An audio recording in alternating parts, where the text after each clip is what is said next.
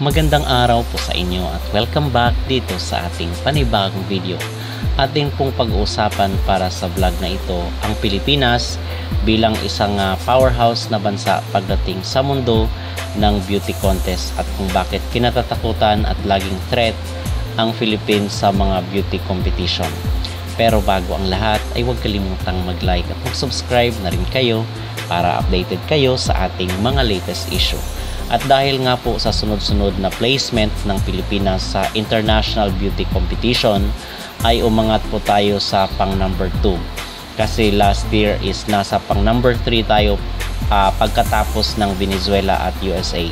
Pero dahil sa pagkapanalo natin this year sa Miss Grand International at yung placement natin dito sa Miss Universe ay umangat po tayo sa top 2. So nasa pangalawa na tayo after ng Venezuela na kung saan ay meron tayong 4 na corona sa Miss Universe, 6 sa Miss International, 1 sa Miss World at 4 sa Miss Earth. And then 2 naman yung corona natin sa Miss Grand International. So dahil dito ay masasabi natin na ang Pilipinas ay isa sa mga powerhouse na bansa pagdating sa mga beauty competition at pangalawa na tayo after ng Venezuela. Pero ang question is, bakit nga ba ang Pilipinas ay malakas pagdating sa mga beauty contest at tila ba tayo yung punteriya ng mga paninira ng mga taga-ibang bansa? Hindi yung Venezuela, hindi yung USA, hindi yung India na kung saan ay kasama sa top 5 beauty competition powerhouse. So in my own opinion kung bakit tayo ay malakas pagdating sa mga beauty contest, number 1 doon ay yung tinatawag na culture. Kasi even yung mga barangay natin is merong mga pa-contest. So doon nagsisimula yung mga high caliber natin na mga candidate. Not unless is meron silang mga connections sa mga national na mga handler or mga manager na nagpapatakbo ng mga beauty contest at diretso silang kukunin. Pero most of the time is doon talaga sa mga barangay level kasi talagang salang-sala yung finest na beauty queen na pinapadala natin sa international level. So isa yun mga kapolitika yung tinatawag na culture kasi ang mga Pilipino ay talagang nahumaling, very passionate pagdating sa mga beauty competition. So malawak yung scope ng beauty contest sa Pilipinas. So number 2 naman ay yung ating of course yung lahing Pilipino na magaganda at hindi maipagkakailan na isa tayo sa mga talagang hinahangaan pagdating sa mga beauty contest dahil ang Pilipinas po is a mix of races and kasi ang Pilipinas po ay nasakop po ng iba't ibang lahi. Andyan yung Espanyol, andyan yung Chinese, Indian, American, Japanese at napakarami pang iba. So hindi pwede sabihin ng mga taga-ibang bansa na yung mga pinapadala lang daw natin ay puro lang daw mga mestiza. So even yung mga Latinos, example na lang itong si Miss Venezuela, si Stephanie Abasali, ay hindi naman ito, walang dugong Latinas itong si Stephanie Abasali. Siya po ay isang Lebanese. So ang mga Latinas is a mix of culture rin po yan ng mga Portuguese, ng mga Espanyol at ng mga European descent. So hindi pwede sabihin ng mga Latinos na ang Pilipinas ay kaya lang nanalo internationally ay dahil sa ibang lahi na mixture ang mga Pilipino or yung mga Pinay beauty queens dahil sila din naman ay mixture of races rin. So ang mga Pilipino ay talagang bihasa. Meron tayong mga trainer na kung saan ay napag-aaralan yung beauty competition, most especially yung pagrampa, yung designing at yung mga styling, talagang pinag-aaralan mabusisi mga kapolitika. Kung kaya nga yung mga stylist natin, yung mga fashion designer ay kinukuha ng mga taga-ibang bansa dahil subok, proven and tested na ang mga Pinoy. So hindi matatawaran ang galing ng mga Pinoy pagdating sa mga styling, sa mga fashion designing dahil nananalo tayo internationally. So yung culture ng Pilipinas pagdating sa beauty contest ay talagang up to the barangay level, nasa pinaka grassroots mga kapolitika. So yung culture at yung race ng Pilipino na tayo ay mixture of different races. And then yung number 3 naman ay yung passion natin. grabe ang passion ng mga Pilipino pagdating sa beauty competition, yung support, yung bayanihan natin sa ating mga candidate na ipinapadala sa international stage. So, number 3 is yung tinatawag na passion. Kasi ang mga Pilipino ay talagang nagkakaisa para suportahan ang mga candidate na pinapadala natin sa mga major competition, most especially sa Miss Grand at dito sa Miss Universe. So, yun mga kapolitika ang sa tingin ko ang rason kung bakit ang Pilipinas ay stand out pagdating sa mga beauty contest.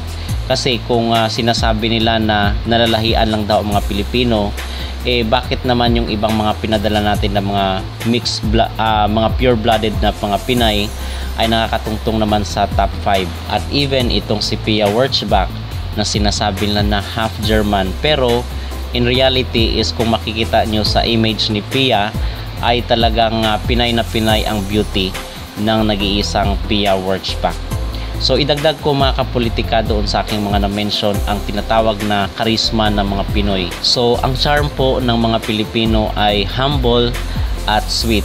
Hindi man tayo kagaya sa iba na dominant ang kailang mga beauties, most especially sa mga Latinas.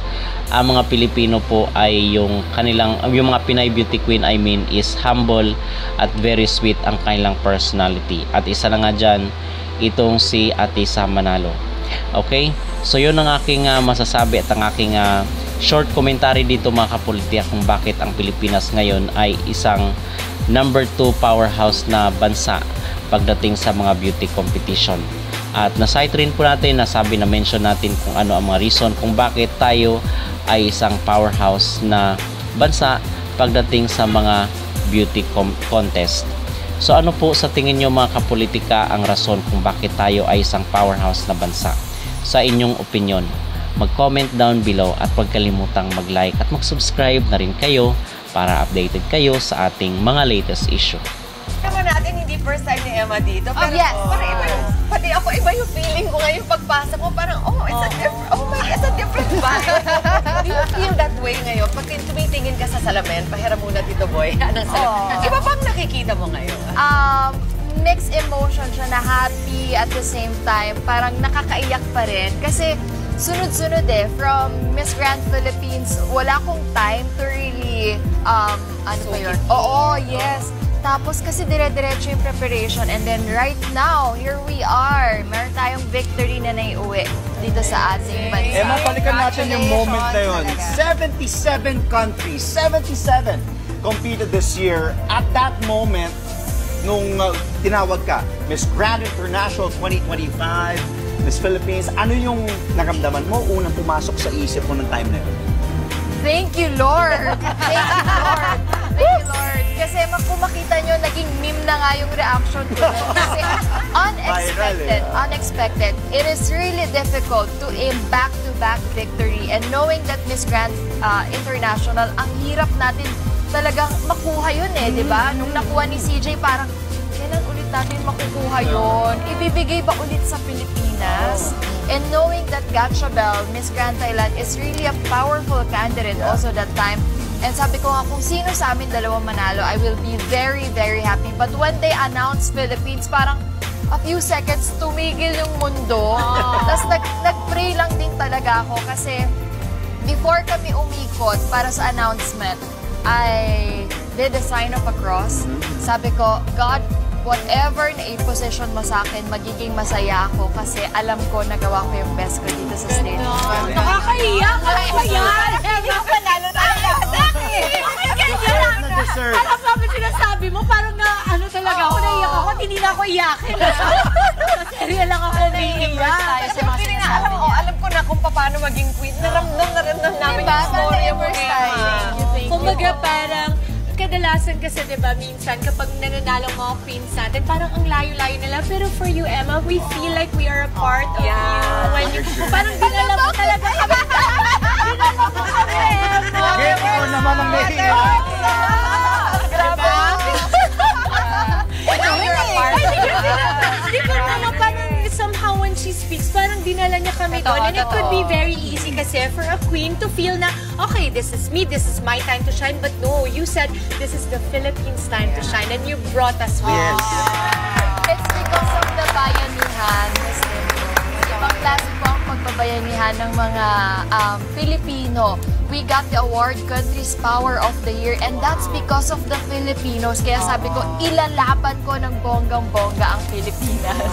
Well, of course, more than your beauty, ang gusto namin yung nilalaman ng puso mo eh, 'di ba? And you've been vocal about your Sabi mo, advocacy. sino bang nilalaman? Marami po. Alam lang bago tayo malayo dun sa advocacy mo, bakit PBL ang persons deprived of liberty? Yung mga nasa bilanggo. Yes po. Usually, tinitingnan natin mga may sala, yan yung ginawa masama. Bakit sila ang gusto mong i-represent? Year 2019, when I joined Binibining Pilipinas, they're the reason po why we won the national costume. Sila po ang nag-weave ng aking national costume. I even brought them in a Miss Grand International during my closed-door interview. Sila po yung nag-weave din nung suot ko na damit noon. Is this from Palam? Tama Pampanga ba? po. Pampanga. Yes po.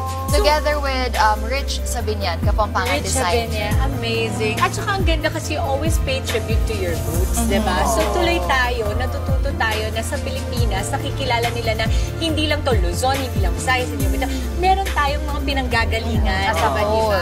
Alam mo, sabi ko sa'yo, yung dugong Kapampangan natin. Buhay na buhay! Buhay na ba? Mamayang magsisisig talaga. Tanungin lang namin, Emma, ano yung para sa'yo? I'm sure ang dami. Naging highlight nitong journey mo sa MGI 2025. At kamusta naman, you did mention the candidate from Thailand na pinag-usapan din namin, nag-viral. How's your relationship with her and the other candidates as well? Okay, for the highlight, lagi po yan tinatanong sa akin. Sa highlight talaga, yung time na pinatugtog ang Lupang Hinirang sa Miss Grand International stage. Iba po ang pakiramdam seeing the Filipinos na kahit hindi ko close friend or family member, umiiyak sa tuwa. Ibang klase po, especially when I saw the reactions of the Filipinos here po na hindi nakapunta ng Thailand. No? Ibang klase po. And with Gatchabel naman, my roommate. Siguro na roommate. Sobra. Kasi mahilig din siya mag-live noon sa isang social media platform.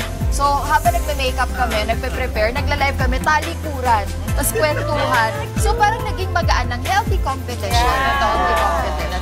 Women supporting. Yes. I'm sure hindi lingid sa mga kasama mo sa pageant. Were they commenting about the support ka na nakukuha ng Pilipinas? Kasi They know po kasi na Philippines is like the powerhouse po ng pageant. So, parang sabi nila, ang sarap siguro maging Philippine representative. Yung ibang countries po na hindi nila na-feel yun. Pero I hope na maging inspiration tayo sa iba pang countries to support their queen also. Because being a beauty queen, it's really difficult po.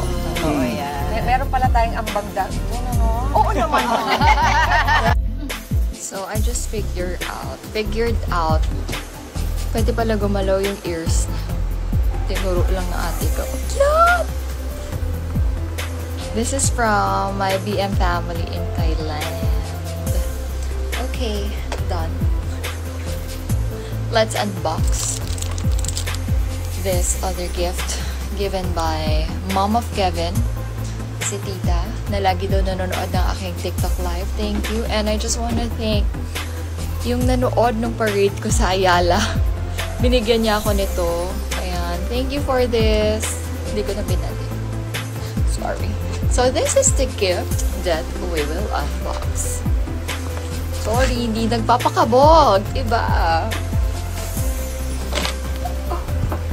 You know, this is my first time to receive this.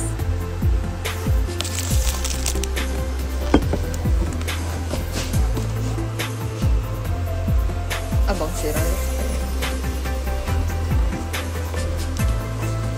So, ang laman niya ay bag lang. May mayaman.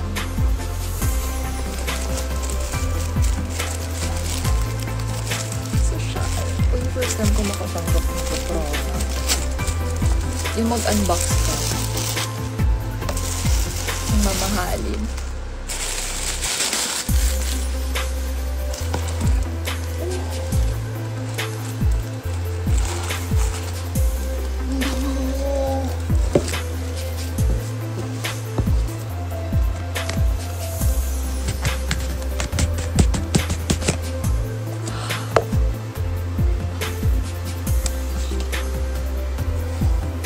personalize my name ko. Thank you, tita. Pati lalagyan pa ba akong pad trip? Thank you po.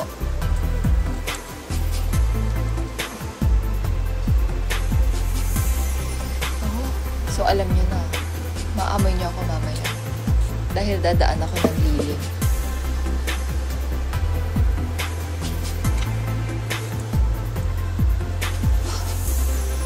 Amoy jasmine.